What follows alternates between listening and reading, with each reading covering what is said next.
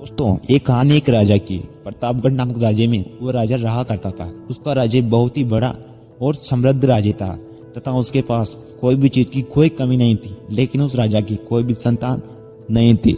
समय बीतने के साथ साथ राजा बूढ़ा होता जा रहा था और सभी मंत्री उसे ये सलाह दे रहे थे कि राजा साहब, आपको आने वाले समय में अपने राज्य का कोई उत्तराधिकारी जरूर चुनना चाहिए तथा ये आप अपने राज्य में से किसी योग्य बालक को उत्तराधिकारी चुन सकते हैं।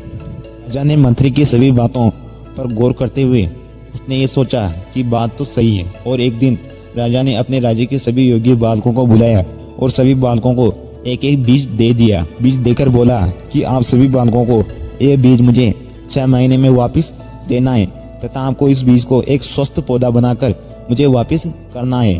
राजा की सभी बातें बालकों ने ध्यान से सुनी और वो सभी बच्चे ये बीज लेकर घर पर चले गए। लेकिन उसके मंत्रियों को ये बात समझ में नहीं आ रही थी कि हमने तो राजा साहब को अपने राज्य का अगला उत्तराधिकारी चुनने को कहा था और ये तो सभी बालकों को एक एक बीज देकर उनके घर भेज दिया। तभी 6 महीने पूरे हो गए और सभी बालकों को उस दिन का इंतजार था जिस दिन सभी बच्चे उस पौधे को लेकर राजा के महल में उसे जमा करवाने गए। और वो दिन भी आ गया। सभी बच्चों ने अपने अपने गुलदस्तों पर अपना नाम लिखा और उसे जमा भी करवा दिया। लेकिन एक बच्चा जिसके गुलदस्ते में वो पौधा उगा ही नहीं था, उसने भी वो गुलदस्ता वहां पर जमा करवा दिया। लेकिन आप जानते हैं कि इसका रिजल्ट क्या हुआ? अगर जानते हैं तो आप इसे कमेंट में जरूर बताइए।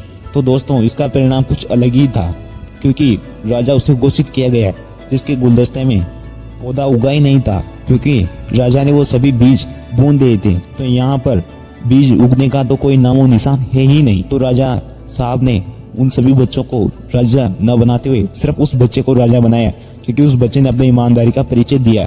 तो दोस्तों, आपने देखा कि आप भी किस तरह ईमानदार रखकर अपनी सफलता के प्रति अपने आप को सफल बना सकते हैं।